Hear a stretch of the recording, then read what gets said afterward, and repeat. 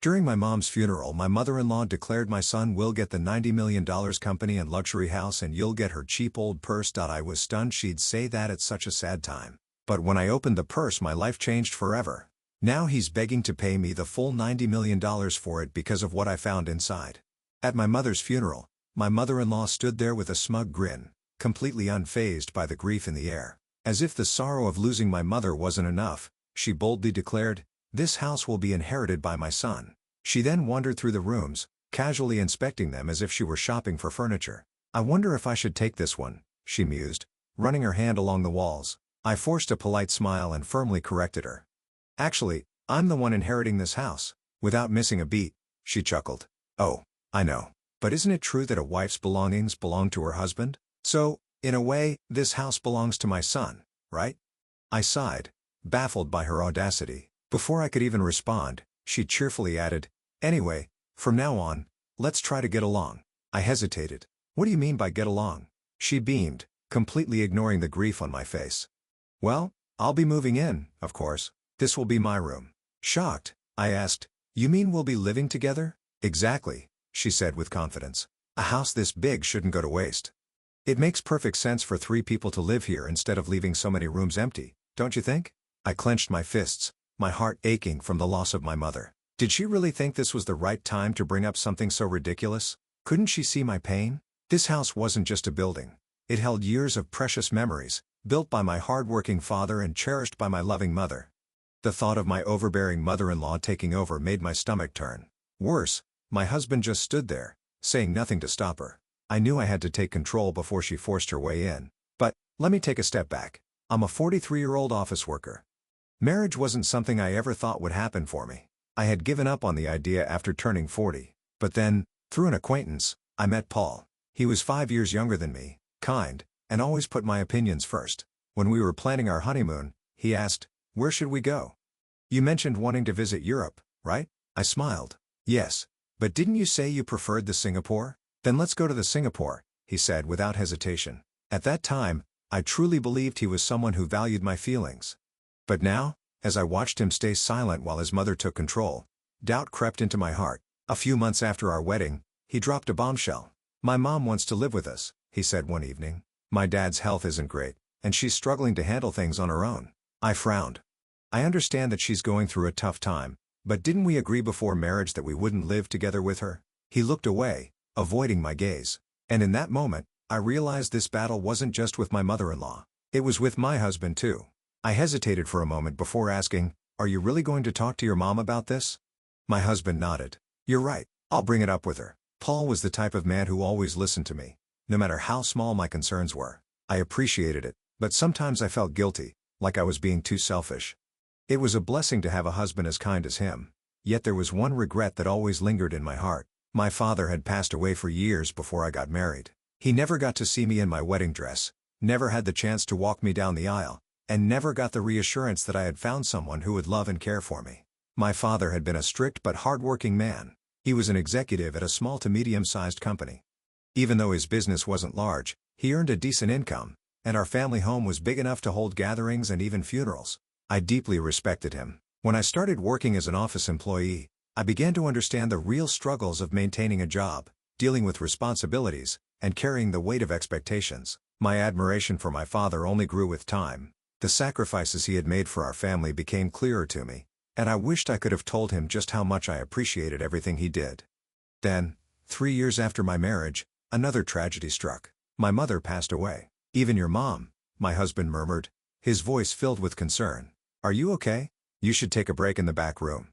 Funerals at home weren't very common anymore, but I had chosen to hold my mother's ceremony in our family house, just like we did for my father. It felt right. It was a place filled with memories, and I wanted to send her off surrounded by the love she had built here. Throughout the funeral, my husband stayed by my side. He made sure I was drinking water, gently urged me to sit down whenever I looked exhausted, and handled guests when I needed a moment alone. In my grief, I still found myself thinking, I am lucky to have such a caring husband. But then, my mother-in-law, Jessica, arrived. With a solemn expression, she approached me and said, "My deepest condolences. I sincerely sympathize with you." I nodded and forced a small, polite smile. "Thank you." Jessica and I never had a particularly close relationship. We didn't live together, and our interactions were usually brief and formal. I had always appreciated the reasonable distance we kept, but something about her presence that day felt different, something I couldn't quite put my finger on. After the ceremony ended, Jessica approached me again. This time, she had an unusual expression, one that didn't match the mood of the day. There was something unsettling about the way she looked at me. She smiled, almost too warmly, and said, "We really appreciate your help with the funeral. Thanks to you, everything went smoothly." I was about to thank her, assuming she was simply being polite. But before I could respond, she suddenly added in a casual, almost playful tone, "Well, now that the funeral is over, don't you think it's time to drop the formalities?" I stiffened. What did she mean by that? For a moment, I thought she was just trying to lighten the mood, maybe encourage me to move forward. But as she continued speaking, I realized that wasn't her intention at all. She glanced around the house, her eyes filled with something I could only describe as admiration, but not the sentimental kind. It was more like someone inspecting a valuable piece of property. "This is such a splendid house," she commented, almost as if she were talking to herself. I frowned. Something about her tone put me on edge. "Wait a moment," I started. But before I could say anything else, she began walking deeper into the house, completely ignoring me. My heart pounded in my chest. What was she doing? And then, all at once, it hit me. This wasn't just a visit to pay respects. Jessica had come here for something else entirely. I frowned. "Mom, this is really inconvenient. Some areas are still messy." My mother-in-law, Jessica, waved off my concerns as if they were nothing. "Oh, don't fuss over small details. What's more important is that this house will be inherited by my son." She strolled through the house with an air of entitlement, casually scanning the rooms as if she were picking out a new wardrobe. Then, stopping at one of the larger rooms, she mused, "I wonder if I should take this one." I felt my stomach twist. "Mom," I began, hesitating for a moment before gathering my courage. "Actually, I'm the one inheriting this house." Jessica smirked, clearly unfazed by my words. "Oh, I know. But your parents didn't have any other children, right? And doesn't everything a wife owns ultimately belong to her husband? So, in essence, this house belongs to my son." I let out a deep sigh, trying to control my growing frustration. Was she really twisting logic to claim my family home as hers? She clapped her hands together cheerfully. "Anyway, from now on, let's try to get along." I narrowed my eyes. Something about the way she said that didn't sit right with me. Before I could question her, she confidently continued, "I mean, I'll be turning this room into my own." My breath caught in my throat. "Wait, does that mean you're planning to live here?" Without a hint of hesitation, she replied, "Exactly. I've decided. A house this splendid shouldn't go to waste with empty rooms. It makes perfect sense for 3 people to live here rather than leaving all this space unused, don't you think?"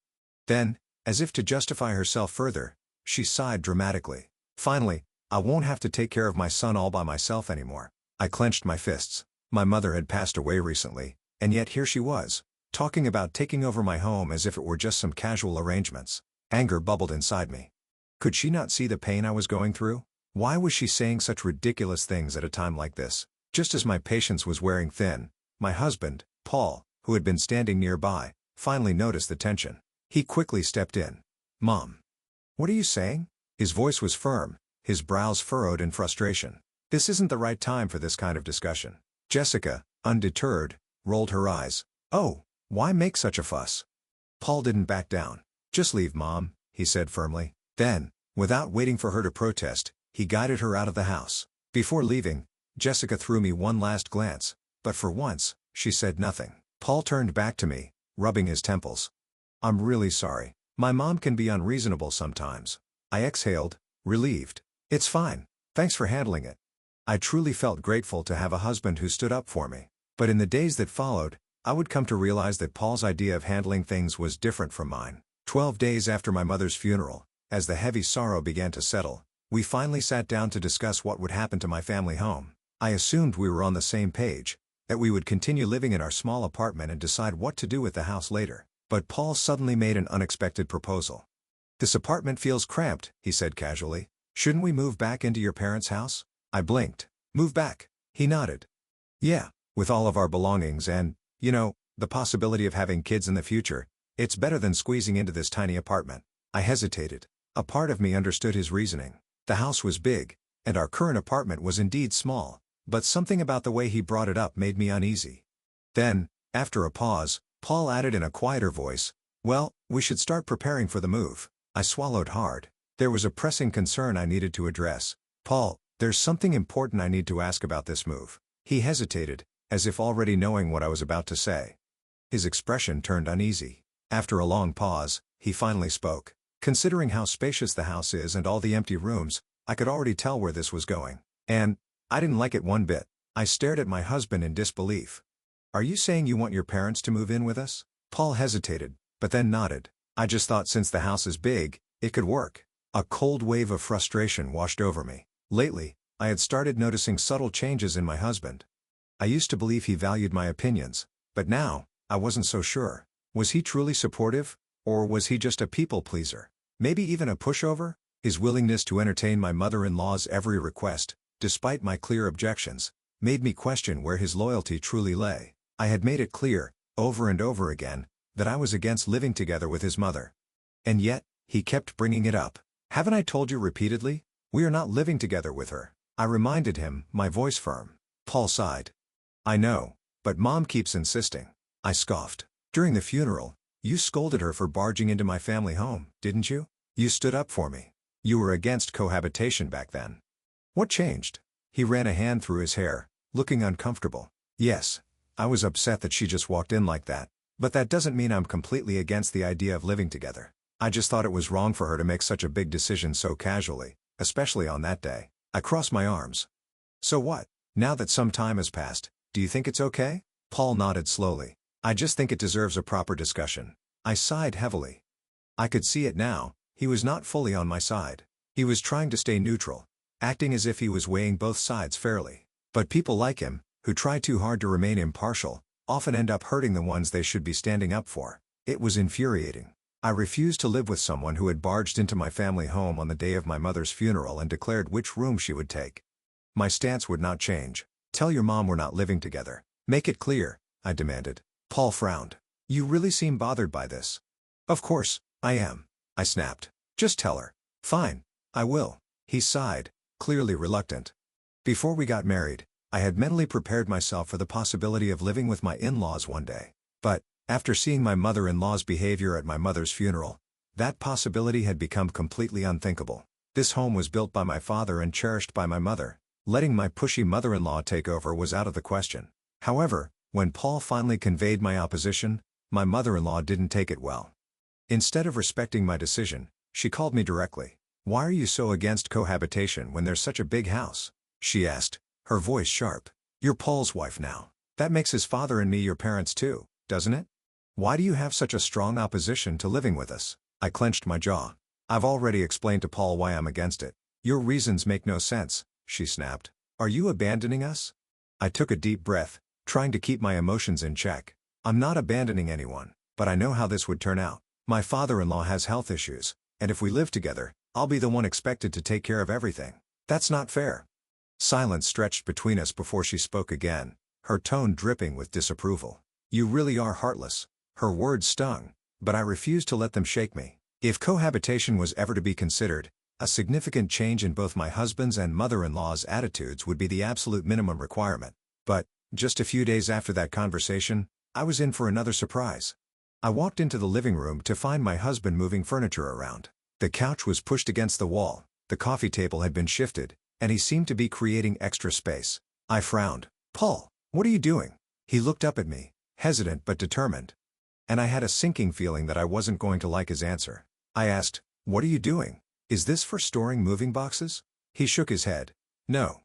I'm making space for 3 beds here." Hearing 3 beds made my heart sink. I hesitated before asking, "Are your parents coming to stay?" To my shock, he said, "No. They're moving in today." Even before they arrived, I realized what was happening. No matter how much I objected, my husband and his mother were forcing me to live with them. "Why is this happening?" I asked, feeling frustrated. He explained, "Their lease ended, so we decided they'd move here instead of renewing it. It'll be a tight fit for 4 people, but we're moving soon, right? Just put up with it for a little while." Feeling upset, I said, "That's not what I meant. Why are we even talking about living together? I told you before, I don't want to live with someone who walked into my parents' house on the day of the funeral and suggested moving in." "I'll talk to Mom," he said. "We're going to be living together from now on, so please try to get along." I felt angry. "Why do you always put your mom first?" "It's not about taking sides," he insisted. "I listened to both of you and made the best decision." But I knew that wasn't true. When it came to his mother, he was completely under her influence. He believed he was making his own choices, but in reality, she was guiding him. I used to think of him as kind, but when he was with her, he became difficult, forcing me into a life I never wanted. When my in-laws moved into our tiny apartment, my mother-in-law immediately started complaining about the space. Feeling forced to apologize, I said, "We'll manage until we move." My father-in-law, Ryan, seemed polite and didn't cause trouble, but I could tell he was following my mother-in-law's lead. He was just another yes man. A few days later, my mother-in-law asked me to run an errand to buy her a medicated patch. It was a small thing, but I felt irritated.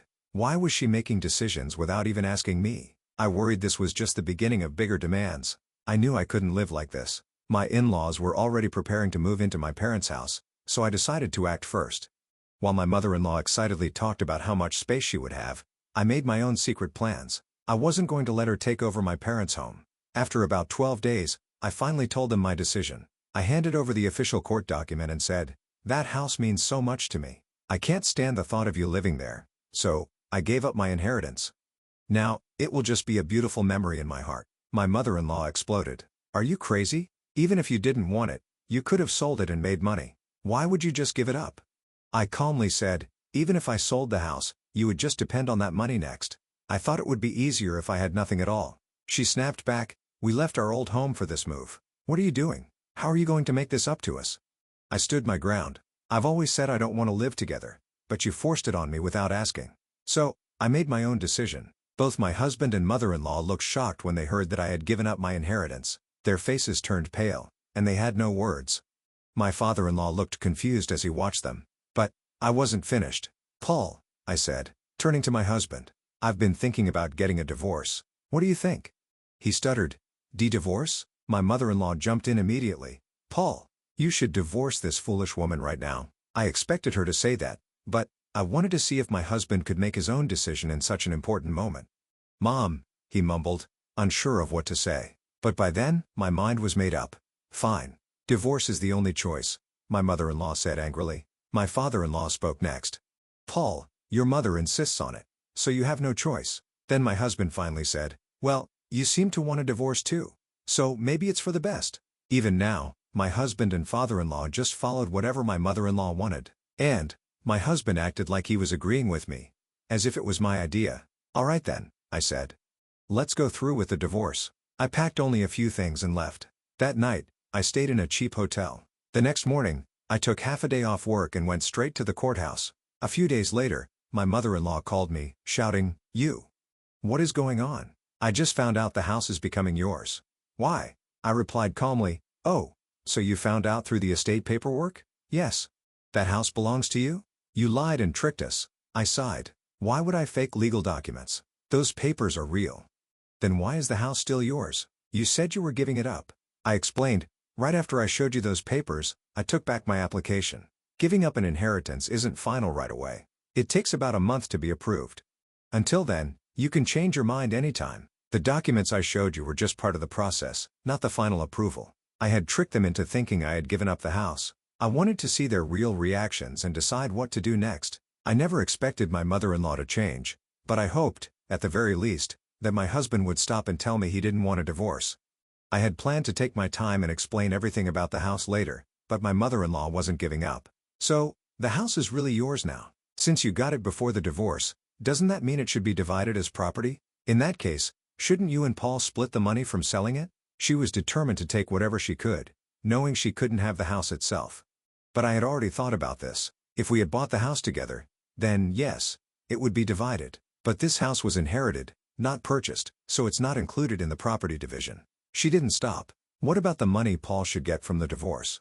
I stayed calm. We were only married a few years. There's not much to split. Maybe just the car, but it still is a loan on it. She called me selfish and heartless.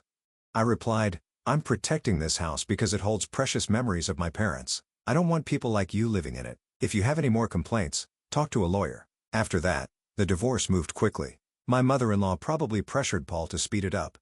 Either way, it was finalized and I was finally free from them. I felt relieved, as if I had saved my father's home from being taken over. After I moved out, my ex-in-laws stayed in the same small apartment where I used to live with my ex-husband. Even with one less person, it was still cramped. My former mother-in-law started looking for a new place, But since they were older, they had trouble getting approved for rentals. In the end, my ex-husband rented a small house for them. It's smaller than the apartment, but because it's a house, the rent is probably higher. He also has to take care of them financially. Life won't be easy for him. At first, his mother was excited about moving into the big house my father left behind. But now, she has to settle for something much smaller. I'm sure she's disappointed. As for me, I've started a new chapter in the home my parents left me. The house feels warm, as if they're still here with me. If you enjoyed the story, don't forget to subscribe to the channel. See you next time.